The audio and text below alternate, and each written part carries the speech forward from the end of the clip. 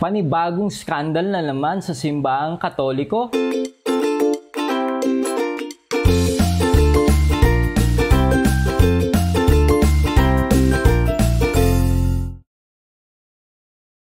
Hello mga ka-faith, my name is Adrian Milag and welcome again to my vlog. At kung first time mo dito sa aking YouTube channel, make sure na mag-subscribe ka at click mo yung notification bell button sa baba ng video na to para lagi kang updated sa mga bagong vlog na gagawin ko. Una sa lahat mga ka-faith, pwede ba akong humingi sa inyo ng favor? Meron kasi pa-contest si Tonic. Kung hindi mo alam ang Tonic is the first digital-only neobank in the Philippines providing deposit, payment, and card products to consumers on a highly secure digital banking platform. The neobank operates on the basis of its own bank license issued by the BSP. And we are asked to share our story about savings. And I joined this contest at isa sa criteria ng contest na to ay paramihan ng likes.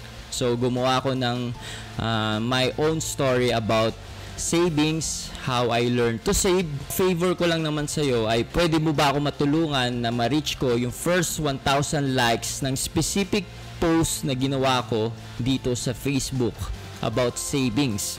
Dito makikita mo yung post na yan na dito sa page ko, naka-pin post. So, i-like mo lang yung post na yan. Ganun lang kasimple. Dito sa taas or sa baba ng video na to, ilalagay ko yung link kung saan mo pwedeng makita yung post na yan.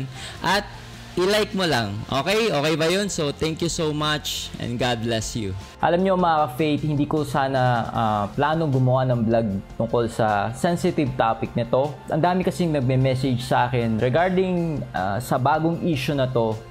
Sa isang pare, naging kabit siya ng asawa ng doktor sa may Pampanga. Talaga nag-viral to at kumalat to sa mga balita. Siyempre, for the privacy ng mga naging involved dito, ay hindi na natin sasabihin kung anong pangalan ng pare at ng pamilya, kung sino man naging involved dito. Bakit napakahalaga ng topic na ito? Actually, marami nag-message nga sa akin regarding this. Nagawan ko raw ng vlog to. And alam nyo mga ka-faith, bago ko simulan itong vlog na to, meron muna akong gustong i-share na verse sa Bible na sinabi to ni Jesus mismo. Ito yung sabi doon. Sa John chapter 8 verse 7.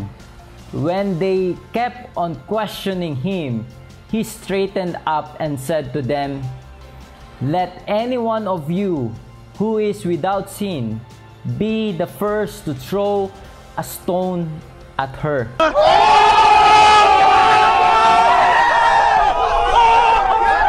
Sino sa inyo ang walang kasalanan na nanonood ng vlog na to ay mag-comment ka nga. Mag-comment ka sa baba ng video na to. Buong buhay mo ay hindi ka nakagawa ng kasalanan at pagkakamali. Meron ba? Mag-comment ka. Mag-comment ka sa baba ng video na to. Alam nyo mga ka-faith, ito kasi nagiging problema sa atin. Lalo na sa mga religious people dyan. Na lagpas hanggang langit ang pagiging righteous. Okay?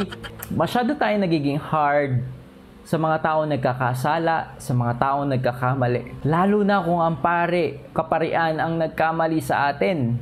Hey, don't get me wrong hindi ko sinasabi na i-tolerate natin yung ganitong mga skandal at mga kasalanan.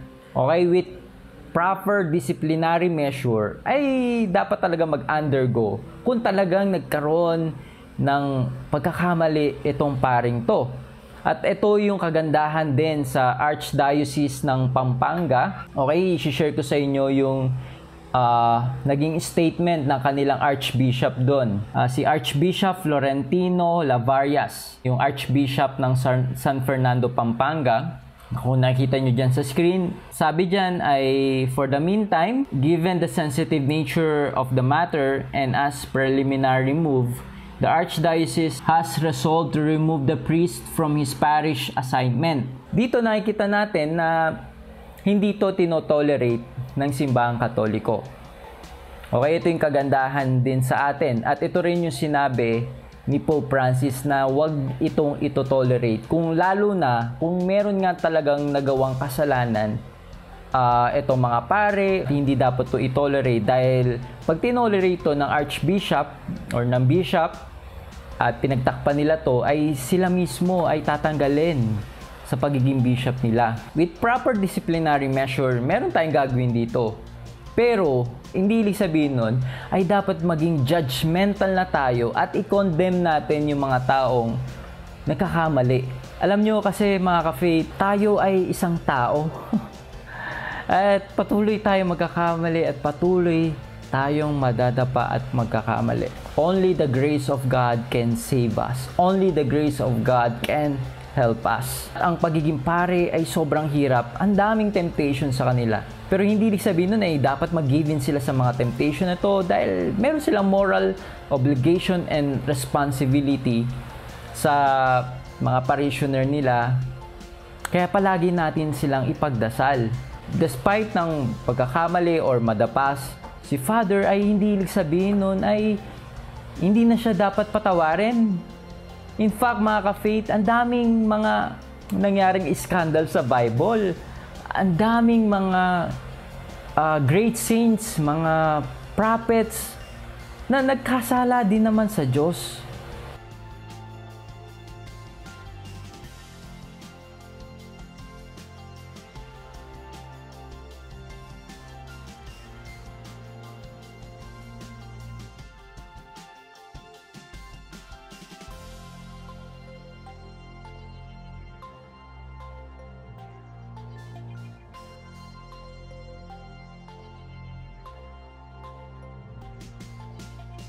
Ayan, di ba nakita natin na ito mga kilalang character sa Bible, mga saints, prophets, na hinahanga natin, na tinutularan natin sa ating buhay spiritual, ay sila mismo ay naging makasalanan noon. But God gave them the second chance because God is a merciful God.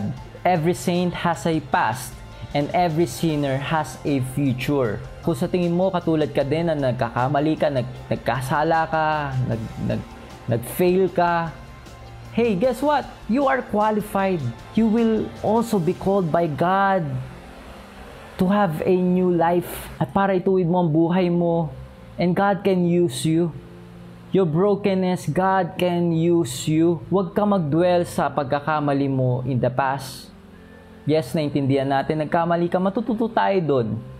Doon tayo matututo. Ang pagkakamali mo, pag natuto ka doon, ang tawag doon wisdom. Pero, yung pagkakamali mo noon at hindi ka pa rin natututo, ang tawag doon katangahan.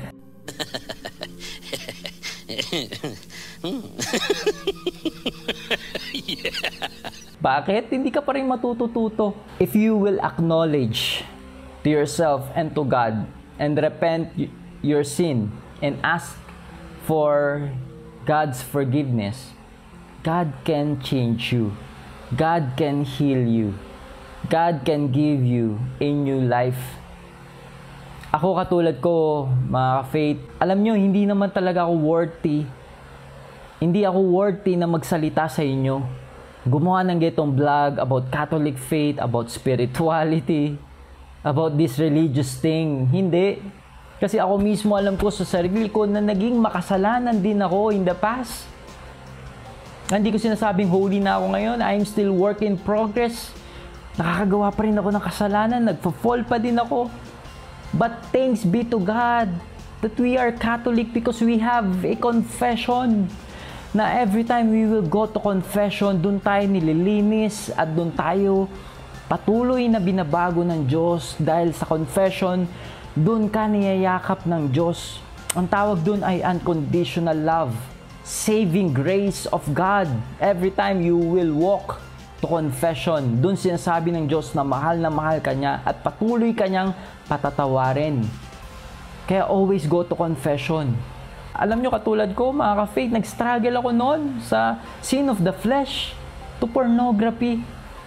Nakakayaman sabihin, pero yun yung naging weakness ko. Yun yung naging frustration ko for many years. But through the grace of God, patuloy niya akong binabago. God heal me, God change me, God transform me. Until unti-unti ako makawala sa ganung cycle. And you know what? God can also heal you. God can also change you. If you will first acknowledge na kailangan mo ang Diyos at kailangan mo ng tulong niya. Dahil siya lang ang makakapagpabago sa iyo. Kaya yung mga taong patuloy na nangbabash sa mga kaparian natin na nagkakasala at natutumba, ever since ba ng buhay mo ay hindi ka ba nagkaroon ng pagkakamali at pagkakasala? Yes, normal lang na medyo mas scandalize tayo.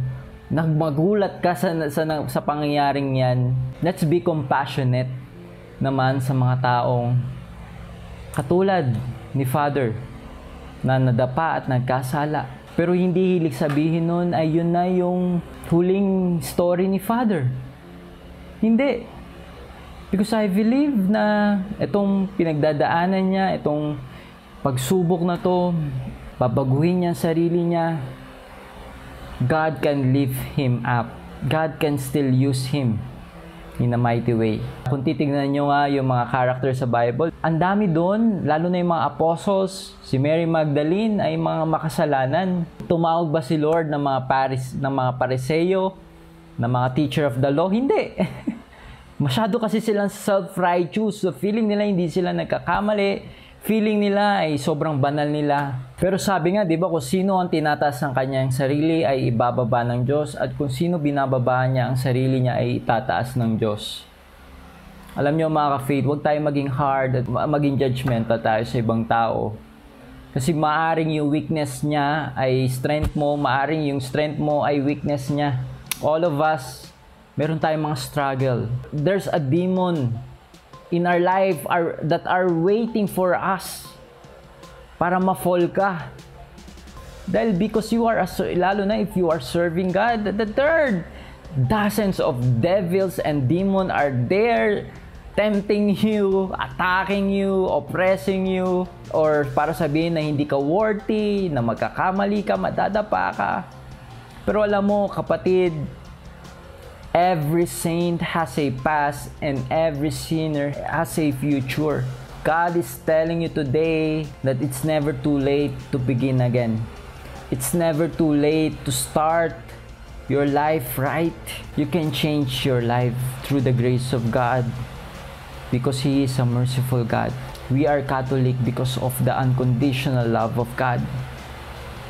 Hindi tayo naging servant ng Diyos dahil sobra nating banal at sobra tayong qualified pumunta ng langit. Hindi ganon.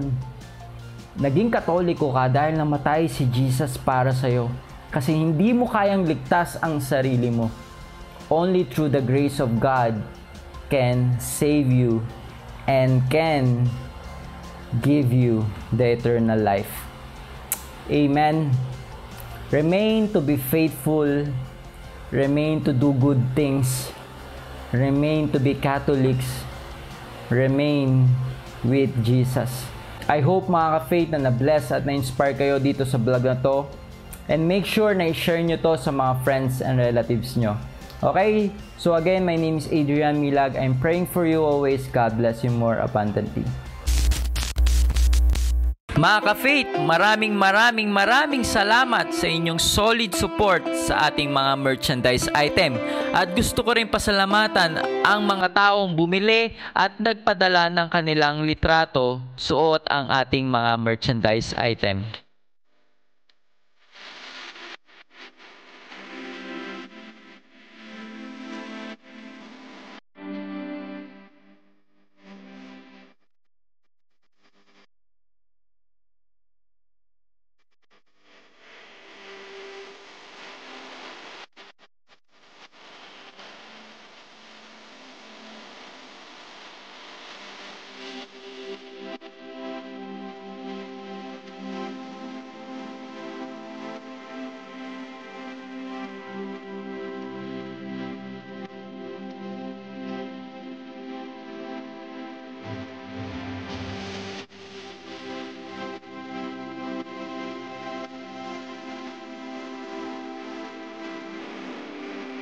I am proud Catholic, Katoliko ako.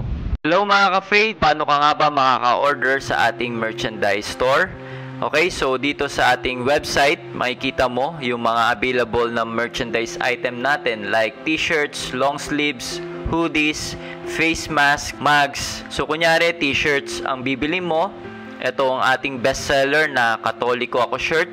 So i-click mo lang siya. Pagka-click mo, mamimili ka kung anong color, kung black ba or yung violet. Kunyari, itong black ang napili mo, mamili ka lang kung anong material, kung dry fit or poly blend. Kung nakapili ka na, ipili mo naman kung anong size. Importante kung male or female ka para alam nung gagawa ng t-shirt kung ano yung mas magiging fit para sa'yo. I-click mo lang add to cart and then proceed to check out kung wala ka ng iba pang bibilin. Dito naman ilalagay mo kung taga Pilipinas ka ba or taga USA ka. Kasi dito sa Merchiful ay nagdi-deliver din sila sa USA. Kung hindi ka taga USA ay meron din tayong ibang international store na pwedeng mag-deliver sa buong mundo. Kunyari, taga Philippines ka and then pili mo lang kung anong province. Lagay ko Cavite and yung postal code. Calculate shipping. Usually sa NCR is 120 pesos sa ating shipping fee. And then after that is proceed to check out. So mapupunta ka naman dito. So, kung new customers ka, ay kailangan mo mag-create ng account dito sa Merchiful para hindi ka na ulit mag-fill up ng form. So, mag-create ka lang ng account, i-click mo lang yan. So, lagay mo lang yung first name, last name, at ang iyong email address. And yung password na gagamitin mo. Click mo yung create, click mo lang yung submit. Ayan, then mag-sign in ka na. So, nakagawa ka na ng account. So, i-click mo lang to dito sa taas. And then, go to check out. So, dito ay i-fill upan mo yung mga necessary information na kailangan. Click mo lang yung continue shipping. Mapupunta ka na dito sa ating payment option.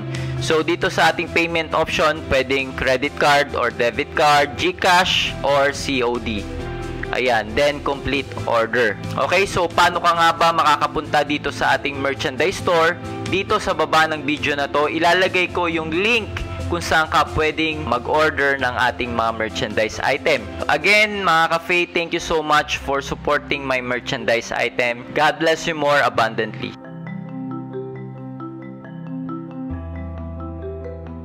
So that's it. Thank you for watching this video. I hope na na-bless at na-inspire ka dito sa aking vlog.